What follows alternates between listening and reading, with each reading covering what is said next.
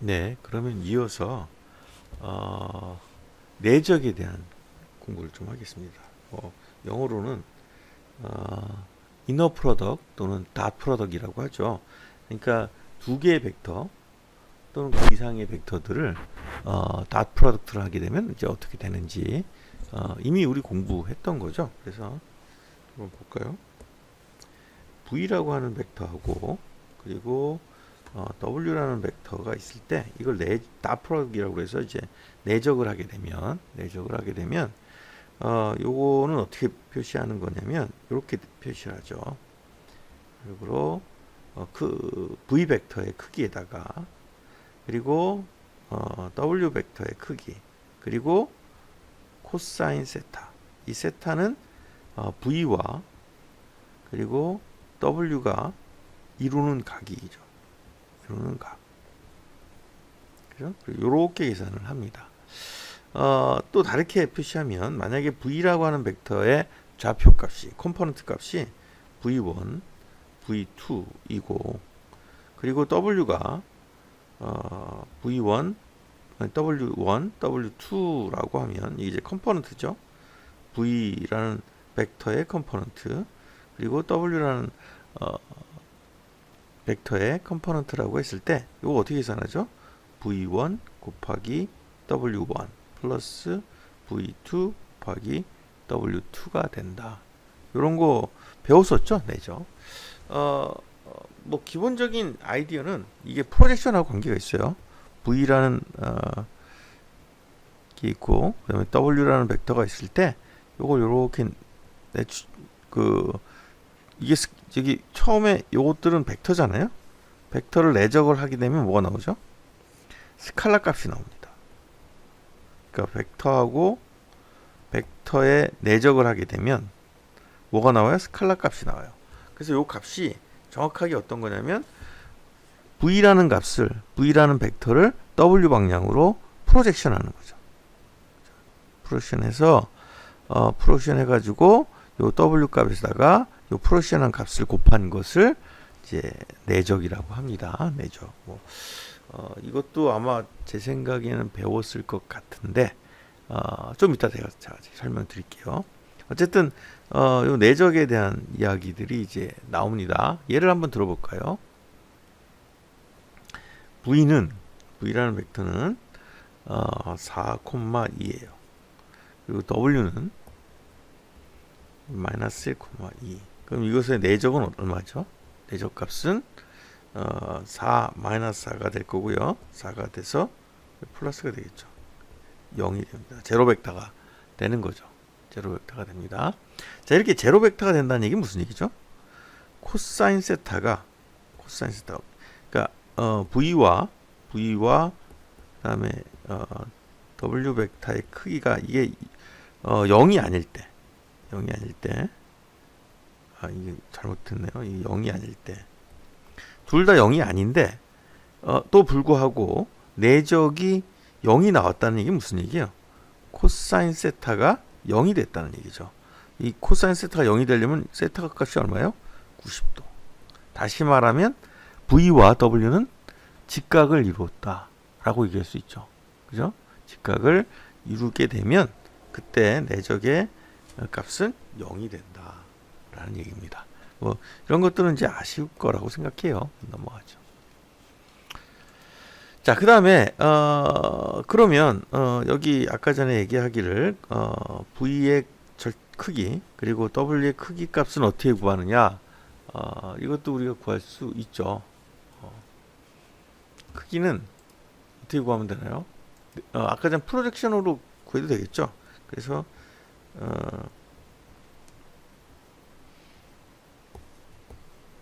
그 같은 벡터를 내적하면 이게 뭐가 되죠? V의 크기, 그 다음에 V의 크기 이렇게 되죠. 이렇게 되고 그것은 결국 V라는 벡터의 값의 제곱이 되겠죠. 제곱이 되겠죠. 그래서 결과적으로 이걸 루트 씌워주면 자기 값이 나오게 될 거예요. 그죠? 값이 나올게요. 왜 이렇게 되죠? 여기 원래는 여기 뭐가 붙어야 되냐면 코사인 세타가 붙어야 되는데 자기가 자기한테 곱하게 되면 내적을 하게 되면 세타가 얼마예요? 0이잖아요. 코사인 세타 코사인 0도는 얼마예요? 1입니다. 1. 그러니까 결국 이렇게 되는 거죠. 그렇죠? 이렇게 정리가 된다. 그리고 v 방향으로 유닛 벡터를 구하고 싶다. 유닛 벡터라는 것은 v의 방향의 벡터인데 크기가 얼마예요? 1인 벡터를 유닛 벡터라고 합니다. 그럼 어떻게 계산해요? v라는 벡터를 뭐로 나눠주면 돼요? 자기 크기로 나눠주면 되겠죠. 그죠? 이렇게 나눠주면 된다. 예를 한번 들어볼까요? 뭐가 있을까요? 책에 있는 예제로 들겠습니다. v 벡터라는 것의 컴포넌트가 좌표 컴포넌트가 1,1이다. 그러면 얘는 어떻게 계산하면 돼요? v라는 벡터에다가 이걸 이제 크기로 나눠줘야겠죠? 크기가 얼마예요? 1제곱 플러스 1제곱을 루트 씌운 거겠죠. 그죠? 저기 삼각함수로 계산할 수도 있고요. 아니면 아까 했듯이 그대로 요 자기가 자기한테 내적을 하면 어떻게 되죠? 자기가 나가면 1 플러스 1이 되죠. 2가 되겠죠. 루트를 씌우면 그게 아마 자기 크기가 될 겁니다. 그래서 루트 2가 되겠죠. 이거를 다시 계산하면 좌표가 1,1에 나누기 루트 2니까 궁극적으로는 얘가 루트 2분의 1이 된다. 이것이 바로 v 방향으로의 유닛 벡터입니다. 유닛 벡터는 뭐라고요? v 방향을 유지하면서 크기가 1인 벡터를 말한다 라고 우리 배웠을 거예요. 넘어가죠. 그 다음에 이제 그 두 개의 벡터가 있을 때 두 개의 벡터가 아까 전에 뭐라고 했냐면 내적을 통해서 두 개의 벡터 사이의 각도를 구할 수 있다라고 얘기를 했어요. 요걸 한번 해볼까요?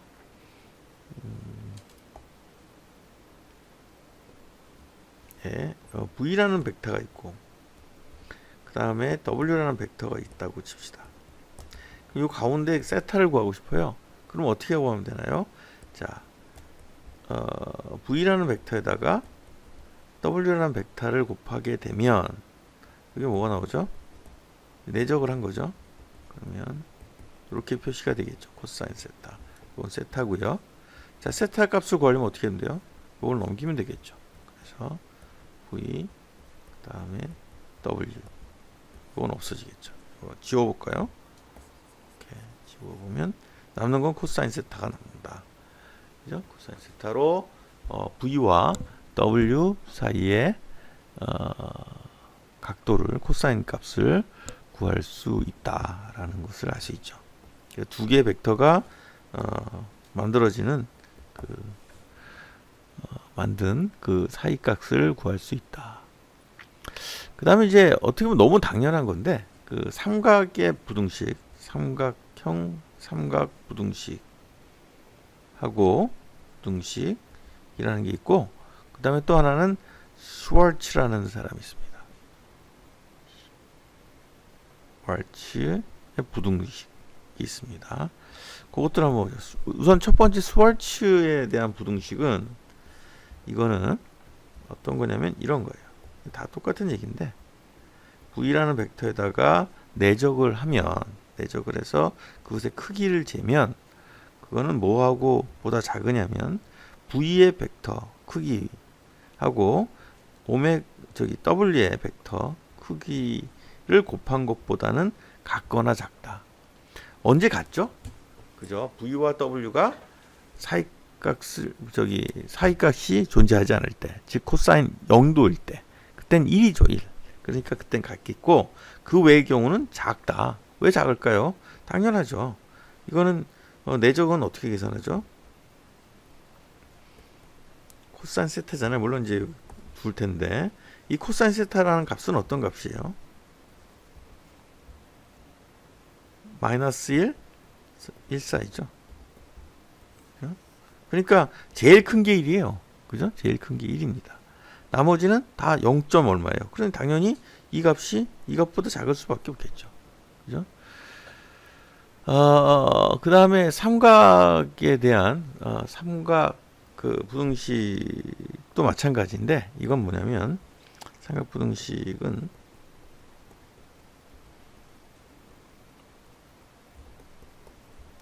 이런 거죠. V라는 벡터와 W라는 벡터를 더했을 때 더한 것의 크기를 재면 그건 각각의 벡터의 크기를 재서 그 각각의 벡터의 크기를 더해준 것보다는 같거나 작다. 이거 삼각형이죠. 이게 무슨 얘기냐면 자, 요 변과 요 변의 합은 이 변보다는 항상 같거나 크다. 그런 거죠. 클 수밖에 없죠. 그죠? 아니면 맥시멈이 같은 겁니다. 얘가 더 길 수는 없어요. 그죠? 얘가 더 길 수는 없어요. 그게 삼각부등식이에요. 알고 있는 내용이라 넘어가겠습니다.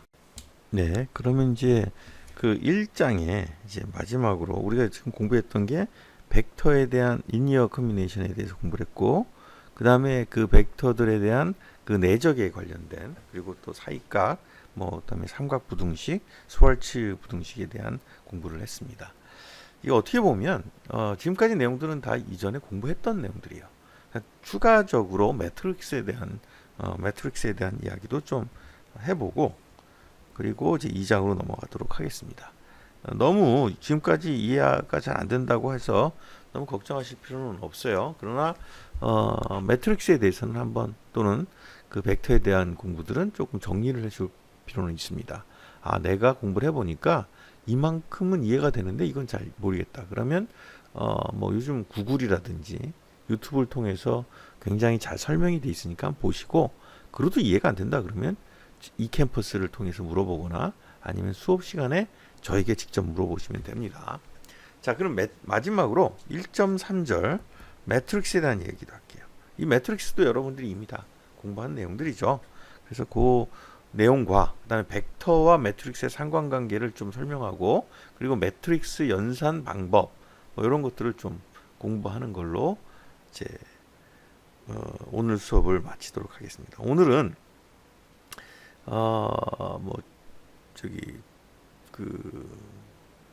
수업을 좀 짧게 하겠습니다. 첫날이고, 또 챕터 1만 커버를 하면 되기 때문에 챕터 1만 커버를 하는 것이 이제 그 강의 객수의 목표이기 때문에 챕터 1까지만 나가고, 그리고 여러분들이 이 챕터 1의 내용들은 주로 이전에 공부했던 내용들이니까, 선행 공부들이니까 한번 여러분들 확인하는 그런 시간이 되었으면 합니다. 그리고 잘 이해를 못하겠다고 하거나 좀 너무 어렵다, 너무 빨리 나간다 그러면 이 캠퍼스를 통해서 저에게 이제 피드백을 주면 거기에 맞춰서 조금 더 쉽게, 또는 조금 너무 쉽다 그러면 좀 더 어렵게 설명을 해드리도록 하겠습니다. 네, 그러면 매트릭스에 대한 이야기를 좀 하죠. 자, 그 매트릭스라고 하면 기본적으로 이제 이렇게 생겼죠. A11, A12, A13 쭉 나가고, 이쪽으로도 쭉 나가서 M1, AM2 쭉 해서 MN. 그래서 이쪽의 칸이 M개, 요 로우라고 하는데, M개의 로우, M개의 로우로 구성되어 있고, 이쪽은 N개의 컬럼으로 구성되어 있다. 이런 거 했을 거예요. 그래서 이걸 행열이라고 하는 겁니다. 행열. 행은 아니죠. 행이 컬럼이죠. 행이 컬럼이고, 열이 이제 로우가 되겠습니다. 로우가. 그래서 행과 열로 구성이 되어 있다. 라고 해서 이제 행열이라고 하고요. 영어로는 이제 매트릭스라고 합니다. 매트릭스. 그렇죠? 그래서 매트릭스 곱하는 것 여러분 다 공부하셨을 거라고 생각하고, 심지어 디터미넌트도 구했고 그걸로 리니어 이퀘이션 같은 거 푼 것도 아마 하시지 않았을까 생각이 듭니다. 자, 그리고 영어로 3x2 매트릭스를 그리라 그러면 이거는 그러니까 이쪽 로우가 3개고요. 3개. 좀 잘못 그렸고요. 로우가 3개. 그래서 뭐 예를 들어볼까요? 1, 2, 3. 그 다음에 2개니까 컬럼이 2개라는 얘기거든요. 그래서 뭐 2, 4, 6 이런 식으로 이제 되어 있다. 이쪽이 3칸, 이쪽이 2칸. 그래서 3x2 매트릭스라고 얘기를 합니다. 이 정도는 여러분이 이제 제가 많이 쓸 거니까 뭐 4x2 그러면 이쪽 세로 쪽으로 4개, 그 다음에 가로 쪽으로 2개, 뭐 이렇게 이해하시면 되겠어요. 자, 그러면 여기에 그 매트릭스 연산이 있죠. 뭐 예를 들어서 이런 게 있다고 칩시다. 자, 이거 곱할 수 있나요? 네, 매트릭스 곱인데 곱할 수 있나요? 네, 곱할 수 있어요. 왜죠? 이게 3x2고요. 얘는 2x1이죠. 자, 이렇게 인접해 있는 행과 열이 같은 값이면 이것은 곱할 수 있어요. 곱하면 출력은 어떻게 나오죠? 3x1이 됩니다. 3x1이라는 것은 이렇게 나오는 거죠. B1, B2, B3 형태로 나오게 되는 거예요. 그리고 요 매트릭스는 이렇게도 표시할 수 있습니다. 자, 여기 컬럼 벡터라고 하거든요. 이거 1, 2, 3, 2, 4, 6 이렇게 되는 것을 컬럼 벡터라고 하는데 이것을 다시 쓰면 x1의 컬럼 벡터 1, 2, 3가 돼요. 이때 x1은 스칼라 값입니다. 플러스 그 다음에 x2에 2, 4, 6이라고 하는 두 번째 컬럼 벡터가 오게 되죠. 그죠? 요렇게도 표시할 수 있어요. 요거 증명할 수 있나요? 네, 증명할 수 있습니다. 자, 요거는 한번 여러분들이 생각해 보세요. 이게 왜 요렇게 같을 수 있는지를 한번 생각해 보십시오. 아시겠죠? 이게 과제입니다. 안 내셔도 상관은 없어요. 그러나 생각해 보는 건 굉장히 중요합니다. 왜냐하면 우리가 앞으로 이걸 굉장히 많이 사용하기 때문에요. 그래서 여기를 잘 보면 요 A라고 하는 요걸 이제 매트릭스라고 A라는 매트릭스라고 하고 요걸 X라고 하는 벡터라고 계산하면 A 매트릭스에다 X를 곱한 요거는 요걸 뭐라고 얘기할 수 있냐면 그 컬럼 벡터의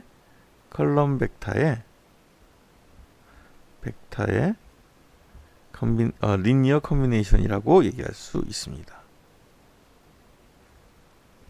왜 그렇죠? 자, 봅시다. 요 컬럼 벡터죠. 거기에 뭐 곱했어요? 스칼라 값이 2개 곱해져서 2개 더해졌죠. 그죠? 이게 아까 전에 했던 벡터 리니어 컨비네이션이죠. 리니어 컨비네이션. 그 형태로 표시할 수 있다라는 겁니다. 결과적으로 AX라고 하는 매트릭스와 그 다음에 X가 곱해지면 X 매트릭스가 곱해지면 그것이 이제 컬럼 벡터 베이스의 리니어 컨비네이션이 될 수 있다라는 겁니다. 아시겠죠? 그래서 요 계산은 다시 정리를 해보면 2, 1, 3 좀 바꿀까요? 2, 4, 6은 똑같은 디펜던스를 갖고 있으니까 좀 바꿔보죠. 뭐 4, 3, 1 이렇게 바꿔볼게요. 여기에 x1, x2라고 하면 요거 계산은 어떻게 할 수 있다고요? 두 가지 방법을 할 수 있습니다. 하나는 컬럼 벡터에 대한 리니어 컨비네이션으로 표시할 수 있고요. x1, 1, 2, 3 플러스 x2, 4, 3, 1 이렇게 표시할 수 있고요. 리니어 컨비네이션으로. 또 하나는 뭐죠? 우리가 잘 알고 있는 방법이죠. 매트릭스 연산. 이렇게 해서 얘하고 얘 곱하고 얘하고 얘 곱하는 게 있죠. 그래서 뭐예요? x1 플러스 4x2 첫 번째 컴포넌트고요. 두 번째는 2x1 플러스 3x2 그다음 세 번째는 3x1 플러스 x2 이렇게 표시할 수 있습니다. 자, 두 가지 방법 우리가 원래 알고 있었던 매트릭스 연산 방법으로 풀 수도 있고요. 컬럼 벡터의 리니어 컨비네이션 방식으로도 풀 수 있다 라는 거예요. 아시겠죠? 네. 자, 그 다음에 여기를 조금 더 보면 여기 나온 거 있잖아요. 요것들이 뭐예요? 리니어 이퀘이션이에요. 리니어 이퀘이션이려면 b 값이 존재를 해야겠죠. b 값이 존재. 그럼 다시 한번 써볼게요. 이건 b 값이 존재하지 않으니까 다시 한번 써보면 x1 플러스 4x2가 되고요. 2x1 플러스 3x2가 되고 3x1 플러스 x2가 됐죠. 근데 이것이 이제 이퀘이션이 되려면 요 값이 있어야겠죠. 그래서 이렇게 많이 표시를 합니다. b라는 값을 만들어 놓죠. 이것도 3개의 스칼라 값이니까 여기 b도 3개 3바이 1이 되겠죠. 그래서 이걸 b1, b2, b3라고 하면 여기 뭐예요? x1과 x2라고 하는 미지수 unknown variable에다가 특정한 개수를 곱해서 값을 구하는 이걸 뭐라고 그래요? 선형 방정식이라고 하죠. 선형 방정식. 리니어 이퀘이션이라고 합니다. 그래서 매트릭스는 크게 두 가지를 표현한다고 생각하시면 돼요. 하나는 성형 방정식, 두 번째는 리니어 선형 컨비네이션. 선형 컨비네이션 좀 이상한데? 리니어 컨비네이션. Nation of vectors. 그러니까 벡터의 선형 결합으로 표시할 수 있습니다. 자, 매트릭스는 뭘 표시할 수 있다고요? 두 가지. 하나 얘기했던 성형 방정식을 표현하는 데 사용할 수 있고요. 또 하나는 선형 컨비네이션, 리니어 컨비네이션을 표시하는 데 사용할 수 있다. 또 그 얘기는 거꾸로 얘기하면 선형 방정식과 선형 리니어 컨비네이션은 서로 상응하고 서로 교환할 수 있다. 서로 표현할 수 있다. 라는 걸로 표시할 수 있습니다. 네, 그래서 다시 한번 정리를 하고 오늘 수업을 마치도록 하겠습니다. 우선 매트릭스를 통해서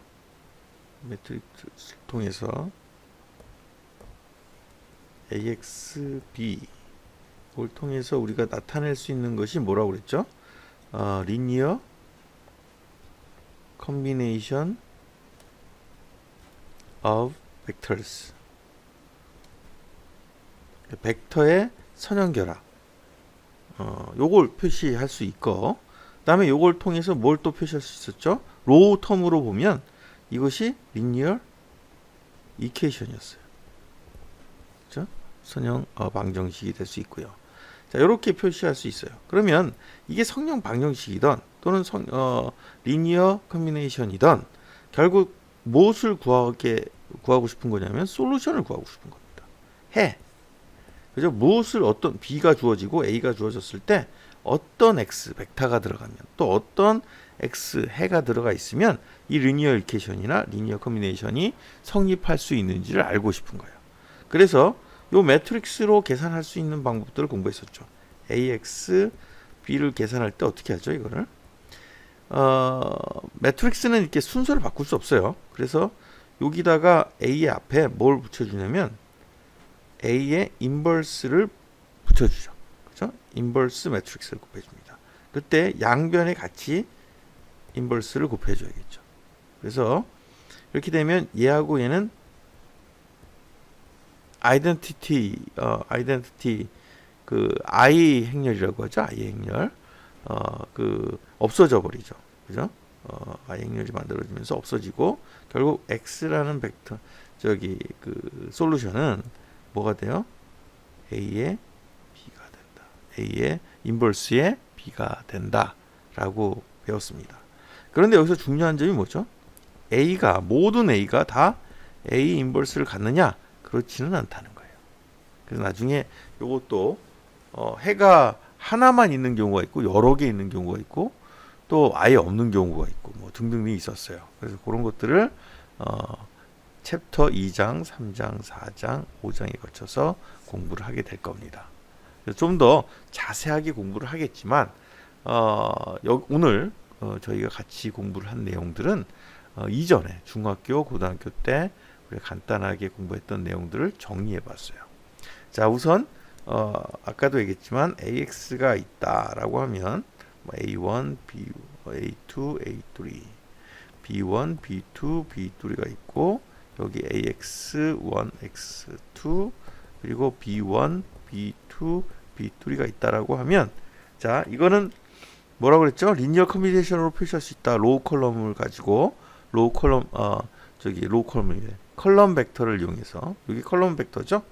그래서 X1에 A1, A2, A3 플러스 X2 B1, B2, B3는 B1, B2, B3라고 하는 벡터로 표시될 수 있다라고 했고 요때 요 연산값과 요 연산값이 같음을 증명하라는 거예요.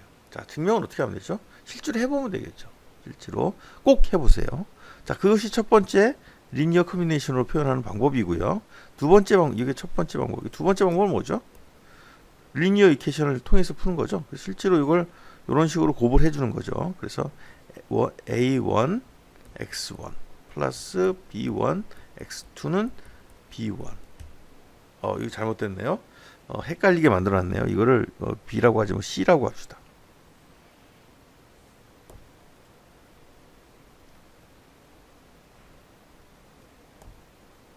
C1, C2, C3 C1, C2, C3가 되겠죠. 그죠? 그래서 그러면 여기가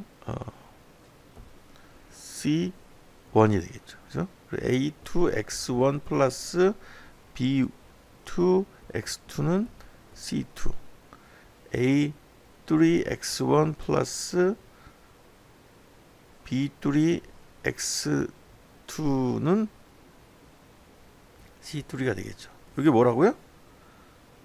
잘 알고 있는 선형 방정식이 된다. 그래서 요것의 해 X1과 A1, B1 다 이게 다 주어졌을 때 X1하고 X2를 구하는 것이 해를 구하는 거잖아요. 그래서 해를 구할 때 매트릭스 연산인 아까 전에 있던 그 매트릭스 인버스를 이용해서 다시 말하면 X는 뭐예요? A 인버스 B로 구할 수 있다. 뭐 이런 얘기들을 우리가 이전에 공부했었다라는 얘기를 이제 말씀을 드렸고 두 번째 날부터는 조금 더 이것들을 구체적으로 공부하도록 하겠습니다. 일단 여러분들이 이 첫 번째 수업을 통해서 확인해 봐야 될 내용들은 내가 이전에 공부했던 벡터 또 내가 이전에 공부했던 매트릭스하고